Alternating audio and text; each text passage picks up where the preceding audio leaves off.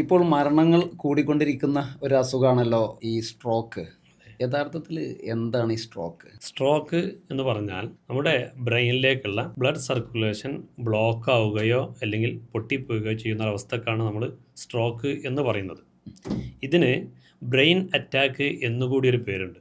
നമ്മൾ heart attack പോലെ brain attack എന്നൊരു പേരും കൂടി സ്ട്രോക്കിനുണ്ട്. അപ്പോൾ ഇത് സംഭവിച്ചു കഴിഞ്ഞാൽ ആ വിക്ടിമിനെ സംബന്ധിച്ചിടത്തോളം, ആ രോഗിയെ സംബന്ധിച്ചിടത്തോളം സ്ഥായിയായി കിടപ്പിലായി പോവുകയോ അല്ലെങ്കിൽ മരണം വരെ സംഭവിക്കുകയോ ചെയ്യുന്ന ഒന്നാണ്. നമ്മൾ ഇത്തരം സാഹചര്യങ്ങളിൽ എന്താ നമുക്ക് ചെയ്യാൻ പറ്റുക? ഒരു രോഗിക്ക് സ്ട്രോക്ക് വന്നതായിട്ട് നമ്മൾ മനസ്സിലാക്കി കഴിഞ്ഞാൽ നമുക്ക് എന്താ ചെയ്യാൻ പറ്റുന്നത്? ഒരു രോഗിക്ക് സ്ട്രോക്ക് ആണെന്ന് മനസ്സിലാക്കിയാൽ ഫസ്റ്റ് എയ്ഡ് ആയിട്ട് നമുക്ക് ചെയ്യാൻ പറ്റുന്നത് എത്രയും വേഗത്തിൽ തൊട്ടടുത്തുള്ള ഒരു CT സ്കാൻ സൗകര്യമുള്ള ഒരു ഹോസ്പിറ്റലിൽ എത്തിക്കുക എന്നുള്ളത് മാത്രമാണ്. ഈ സ്ട്രോക്ക് എങ്ങനെ നമുക്ക് തിരിച്ചറിയാൻ പറ്റും? ഏതൊരാൾക്കും മറ്റൊരാളിൽ സ്ട്രോക്കിൻ്റെ ലക്ഷണങ്ങളുണ്ടോ എന്ന് മനസ്സിലാക്കാനുള്ള എളുപ്പവഴിയാണ് ബി ഫാസ്റ്റ്, BEFAST.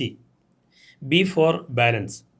അതായത് നമ്മളൊരു വ്യക്തിയോട് എഴുന്നേറ്റ് നിൽക്കാൻ പറയുന്ന സമയത്ത് അദ്ദേഹത്തിന് തലമിന്നി വീഴാനുള്ള തോന്നലോ വീഴുന്നു എന്നുള്ള ധാരണയോ ഉണ്ടെങ്കിൽ അത് ബാലൻസിൻ്റെ പ്രശ്നമാകാം, അത് സ്ട്രോക്കിൻ്റെ കൂടി ലക്ഷണം ആയേക്കാം. അപ്പം ഇത്തരം ഒരു രോഗിയെ സ്ട്രോക്കിൻ്റെ കൂടി സാധ്യത കണ്ടിട്ട് വേണം നമ്മൾ ഹോസ്പിറ്റലിൽ കൊണ്ടുപോകാൻ. രണ്ടാമത് ഇ ഫോർ ഐസ്.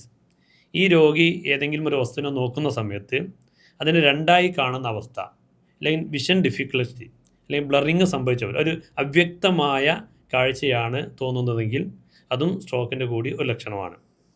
മൂന്നാമത്തെ letter F for facial drooping.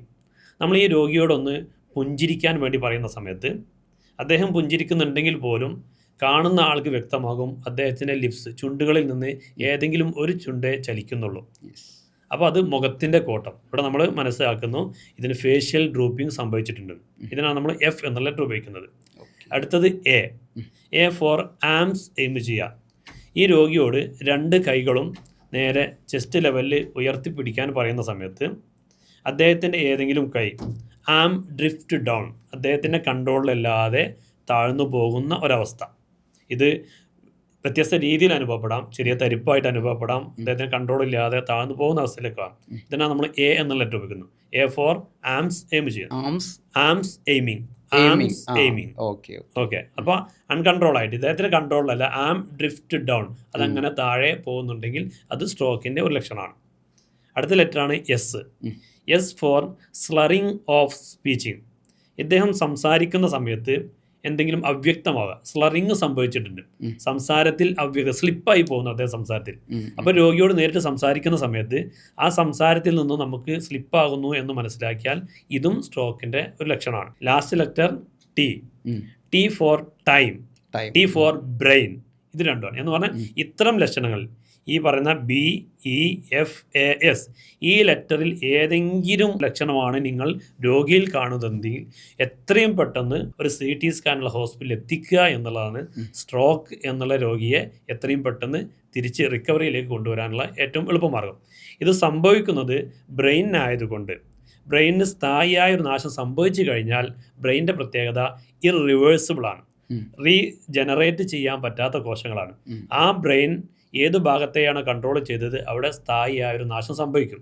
അതുകൊണ്ടാണ് ഒരു 100% സ്ട്രോക്ക് സംഭവിച്ച ഒരു വ്യക്തി പിന്നീട് ജീവിതത്തിലേക്ക് ഒരിക്കലും റിക്കവറി ആയിട്ട് തിരിച്ചു വരാറില്ല. മരണം വരെ സംഭവിക്കാൻ സാധ്യത ഉണ്ട്. താൻ ഭാഗികമായിട്ടാണ് ഇത് സംഭവിച്ചതെങ്കിലോ അയാളുടെ ആ കൺട്രോൾ ചെയ്ത ഭാഗം സ്ഥായിയായിട്ട് തളർന്നിട്ടുണ്ടായിരിക്കും. അത് വലത്തെ കൈകായിരിക്കാം, വലത്തെ കാലിനായിരിക്കാം. ഇത് ഇദ്ദേഹത്തിന്റെ ബ്രെയിനിന്റെ ഇടത്തെ ഭാഗത്താണ് ഡാമേജ് സംഭവിച്ചത്, ഓപ്പോസിറ്റ് സെക്ഷനിലാണ് സംഭവിച്ചത്. അങ്ങനെ സംഭവിക്കും. അപ്പോൾ നമ്മൾ രണ്ട് കൈയും ഇങ്ങനെ ഉയർത്താൻ പറയുമ്പോൾ വലത്തെ കൈ ഇങ്ങനെ ഡൗൺ ആയി പോകുന്നുണ്ടെങ്കിൽ ഇയാളുടെ ഇടത്തെ ഭാഗത്ത് ബ്രെയിൻ ആണ്. ഇദ്ദേഹത്തിന് കൈക്ക് യാതൊരു പ്രശ്നങ്ങളും ഇല്ല, പക്ഷെ ഇത് കൺട്രോൾ ചെയ്യേണ്ട ബ്രെയിനിന്റെ ഭാഗം ഡെഡായി തുടങ്ങുകയാണ്. സ്ഥായിയായി ഒരു നാശം സംഭവിച്ചു കഴിഞ്ഞാൽ തിരിച്ചെടുക്കാൻ പറ്റാത്ത കോശങ്ങളാണ് ബ്രെയിൻ്റേത് എന്നുള്ളത് കൊണ്ട് എത്രയും പെട്ടെന്ന് തിരിച്ചറിയുക എന്നുള്ളതും എത്രയും പെട്ടെന്ന് ചികിത്സ ആരംഭിക്കുക എന്നുള്ളത് മാത്രമാണ് സ്ട്രോക്കിൽ നിന്ന് രക്ഷപ്പെടാനുള്ള ഒരു പോംവഴിയുള്ളത്. പലപ്പോഴും നമ്മൾ സാധാരണയായിട്ട് ഇത്തരം ലക്ഷണങ്ങൾ ശ്രദ്ധയിൽപ്പെട്ടാൽ പോലും വേണ്ടത്ര ഒരു ഗൗരവം കൊടുക്കാറില്ല. കാരണം ഇതൊക്കെ എന്ന് പറഞ്ഞാൽ അത്ര സീരിയസ് ആയിട്ട് ആളുകൾ എടുക്കാറില്ല. അപ്പോൾ ഇത്തരം സന്ദർഭങ്ങളിൽ ഇത് എത്രത്തോളം ഗൗരവകരമായി കാര്യങ്ങൾ കാണണം? അത് ശരിയാണ്. കാരണം ഈ പറയപ്പെടുന്ന ബി ഫാസ്റ്റിനുള്ള പല ലക്ഷണങ്ങളും മറ്റു പല അസുഖങ്ങൾ കൊണ്ടും സംഭവിച്ചേക്കാം, സാധ്യതയുണ്ട്. ഒരു ഷുഗർ കുറഞ്ഞ രോഗിയെ സംബന്ധിച്ചിടത്തോളം ഈ രീതിയിൽ കൈക്ക് തരിപ്പോ ചെറിയ തളർച്ചയൊക്കെ ഉണ്ടായേക്കാം. പക്ഷെ അത് നമ്മൾ സ്വയം ചികിത്സിക്കാതെ സ്ട്രോക്കുമായി ബന്ധപ്പെട്ടതല്ല എന്ന് ഉറപ്പ് വരുത്തിയിട്ടുണ്ടെങ്കിൽ നമുക്ക് മറ്റേ ട്രീറ്റ്മെൻറ്റ് സ്റ്റാർട്ട് ചെയ്യാൻ പറ്റും. അതല്ല, സ്ട്രോക്ക് ആണെങ്കിൽ സംഭവിച്ചതിന് ശേഷം നമുക്ക് തിരിച്ചു കൊണ്ടുവരിക എന്നുള്ളത് ഏറെ പ്രയാസമാണ്. ഇപ്പോൾ ബാലൻസിൻ്റെ പ്രശ്നമാണെങ്കിലും കണ്ണിൻ്റെ പ്രശ്നമാണെങ്കിലും മറ്റു പല കാരണങ്ങൾ കൊണ്ട് ഉണ്ടായേക്കാം. ഈ പറയുന്ന ലക്ഷണങ്ങൾ 100% സ്ട്രോക്ക് ആണ് എന്നല്ല, പക്ഷെ ഇത് ബ്രെയിനുമായി ബന്ധപ്പെട്ടതായതുകൊണ്ട് സമയം ഏറ്റവും ഇമ്പോർട്ടൻ്റ് ആണ്. യെസ്. അപ്പോൾ സ്ട്രോക്ക് അല്ല എന്ന് ഉറപ്പ് വരുത്തിയതിന് ശേഷമായിരിക്കണം മറ്റു കാര്യങ്ങളിലേക്ക് നമ്മൾ മാറ്റേണ്ടത്.